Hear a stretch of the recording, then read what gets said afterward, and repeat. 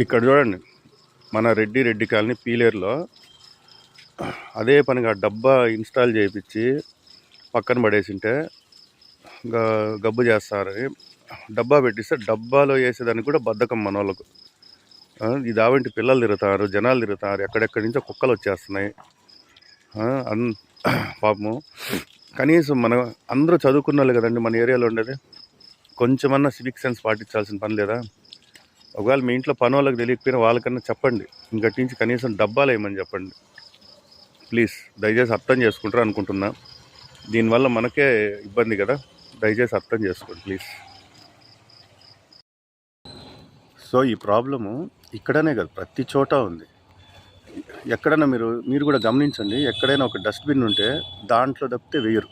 ఆ అమ్మ ఎవరు వేసిపోతాను మహాత్మురాలు, మ్యాక్సిమం వెయ్యరండి. దానివల్ల ఏమవుతుందంటే ఇంటి దగ్గరికి ఎక్కడెక్కడి నుంచో కుక్కలు చేరుతాయి. ఇంకా దోమలు అంటే ఇంక మనకు తెలిసిన విషయమే. ఈ జనాలు తిరుగుతూ ఉంటారు. ఆ కుక్కలు ఏంటంటే లోకల్ కుక్కలు ఉండవు, బయట నుంచి గ్యాంగులు వస్తాయి. అవి కరిస్తే ఎవరిని కరిసినా మీరే కదా బాధపడాల్సిందే. దాంట్లో వేస్తే ఏమవుతుందంటే వాటికి అది రీచబిలిటీ ఉండదు కాబట్టి ఆ ఏరియాకి రావయి.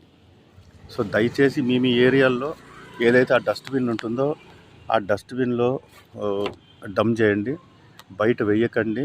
ఒకవేళ మీ ఏరియాలో ఏదైనా లేకపోతే, ఇట్లాంటి డస్ట్బిన్ లేకపోతే ఆ కన్సర్న్ పంచాయతీ వాళ్ళని కానీ మున్సిపల్ వాళ్ళని కానీ అడిగి పెట్టించుకొని మీ ఏరియాని క్లీన్గా పెట్టుకోండి. కనీసం మినిమం సివిక్ సెన్స్ కదండి.